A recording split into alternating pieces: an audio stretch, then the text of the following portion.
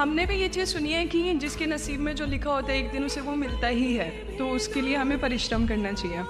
तो सर एक इनके बीच में क्या एक थिन लाइन नहीं है कि हमने सोचा जैसे 71st डे पर मुझे ऐसा लग रहा है कि अब मुझसे और नहीं होगा, अब मैं नहीं करूँगी, माना कि वो गिव अप भी कहा जाता है, लेकिन अगर मेरे नसीब में है कि नहीं यार कल ये तुझसे हो जाएगा, अगर मैं कोई भी टास्क कर रही हूँ कल ये कंप्लीट होगा, लेकिन मैं सोचूँ नहीं मेरे से ये प्रेशर नहीं हो रहा, I should let go this, I should start some other thing.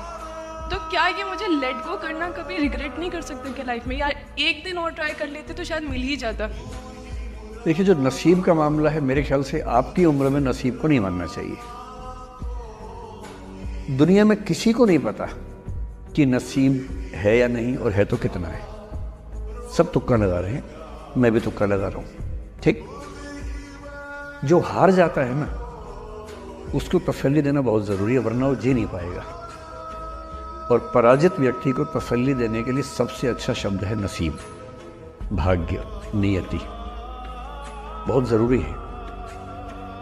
और इसलिए एक उम्र के बाद गीता का सार पढ़ना बहुत ज़रूरी है। समझना पड़ता है कि सब कुछ हमारे हाथ में नहीं होता है, सच में नहीं होता है। पर इसका मतलब ये भी नहीं है कि सब कुछ किसी और के हाथ में होता है। अगर ऐसा होता तो बिना मेहनत करने वाले आईएएस बन जाते या कुछ ही बन जाते। ये हो सकता है कि आईएएस बनने के एग्ज़ाम में 10 ने मेहनत की, उनमें से 8 का हुआ, 2 का नहीं हुआ। पर ये नहीं हो सकता कि एक आदमी ने मेहनत नहीं की तो उसका आईएएस हो गया। बिना मेहनत के तो नसीब भी नहीं मिलने वाला है।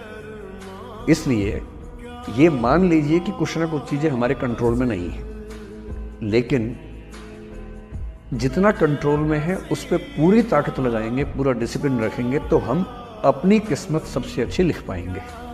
सबसे अच्छी मतलब बाकी से नहीं, मेरी जितनी अच्छी हो सकती है उतनी अच्छी लिख पाएंगे।